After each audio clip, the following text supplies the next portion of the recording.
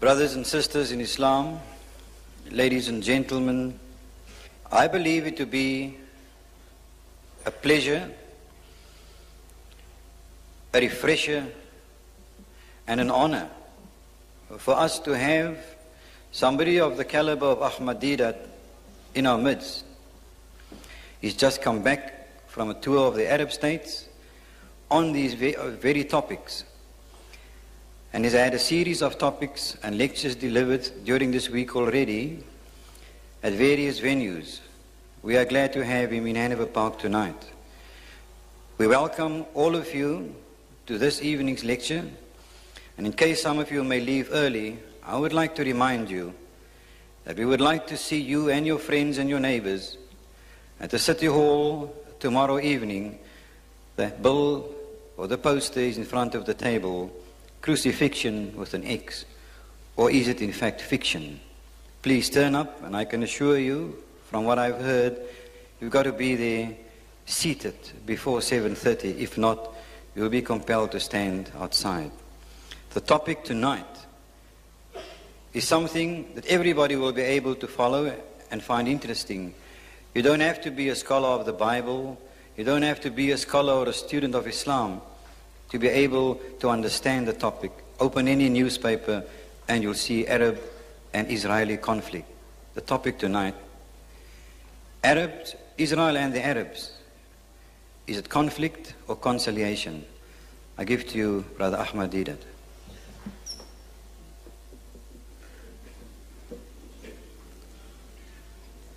أعوذ بالله من الشيطان الرجيم بسم الله الرحمن الرحيم قال رب اشرح لي صدري ويسر لي أمري واحلل عقدة من لساني يفقه قولي صدق الله مولانا العظيم.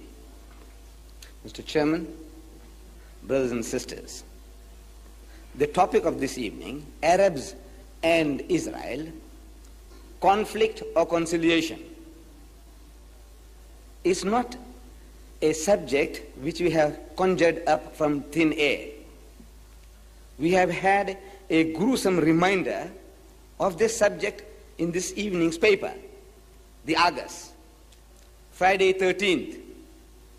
Friday the 13th. You remember? Jokingly I was telling you, for the Westerner, 13 is an unlucky number, and Friday the 13th is double bad luck.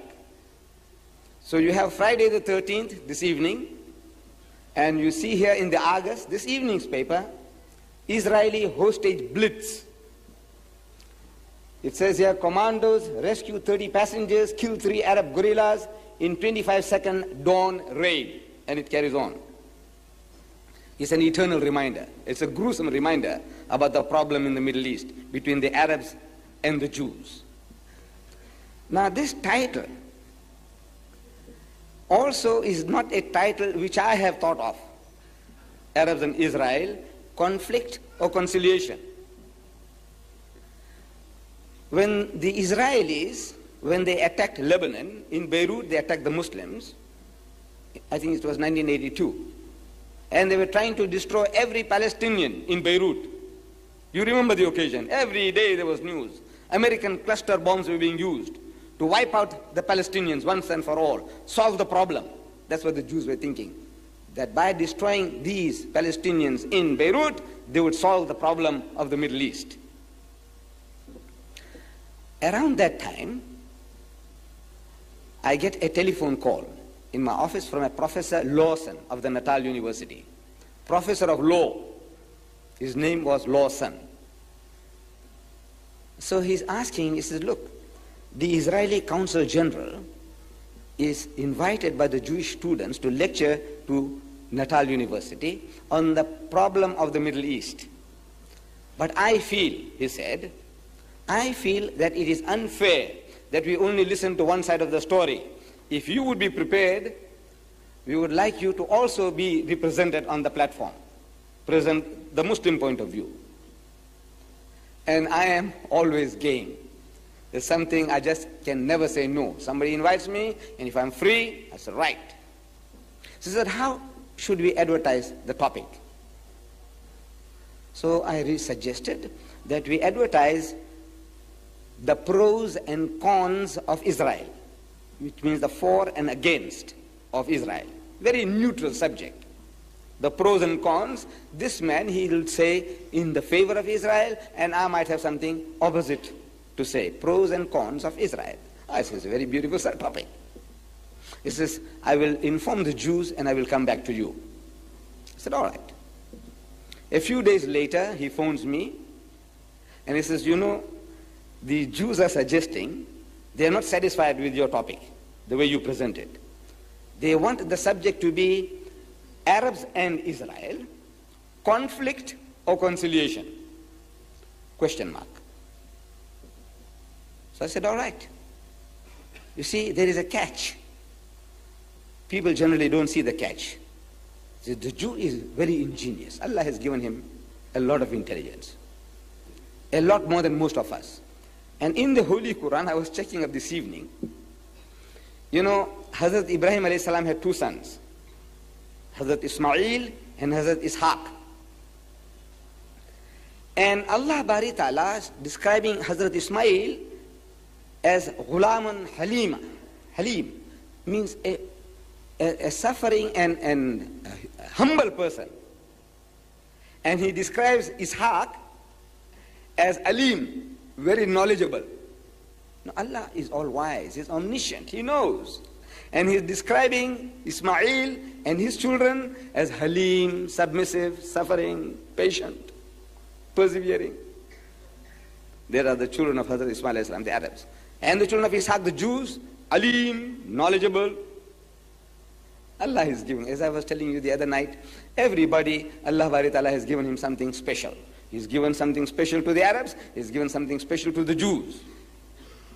So this Alim, knowledgeable people, ingenious people, they are now tying us up before we start. Conflict or conciliation? What do you want? So if we say conflict, you'll tell the audiences, you see, these people, Muslims are brawlers. They're looking for trouble. They want a conflict. We want peace, they want conflict. So from the word go, we are on the losing side in the minds of our listeners. If we say conciliation, then he says, you see, why are you throwing stones at us? Why don't you leave us alone? So it's heads I win, tails you lose. Either way, you are the loser. I said, all right, we'll accept it as they want it. You see, this game, the Jews played 2,000 years ago with Jesus Christ. Same, no difference. A very ingenious people, as I say. They came to Jesus again and again with problems. Created problems. They created the problems. They come to Jesus and they says, Master, in the Hebrew language they would say, Rabbi, Maulana Sahib, Sheikh, Ya Imam. Must we pay tribute to Caesar or not? Must we pay taxes or not? What a question to ask this messenger of God. Must we pay taxes to the government or not? See, there's a catch. The catch is, if he says pay tribute, pay taxes, then they will tell the people that this man is not our Messiah, the man we are waiting for, our liberator. This is not the man. Because he's a stooge of the government. He's telling us to pay taxes. So he is in trouble. Who Jesus will be in trouble. If he says don't pay taxes, then they won't pay taxes. So if the government accosts them, he says, look, our Messiah says don't pay. So either way, Jesus loses. It's heads I win, tails you lose. Beautiful, beautiful strategy. Either way, Jesus would be the loser. But Jesus is also a Jew. And also Allah has given him that intelligence.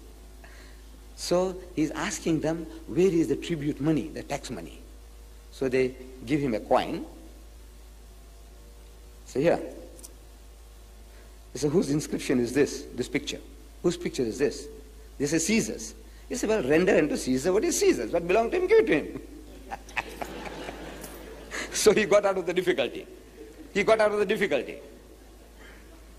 I'm only demonstrating how ingenious Allah has made these people. You can never win against a Jew in any type of written document you get into it. Or in a discussion or a dialogue. It's very difficult. They come to Jesus again. According to their own records, the Christian record. Now they bring a woman. They catch her and they bring her. They say, you know, Master, this woman, we caught her in the act of doing zina, adultery.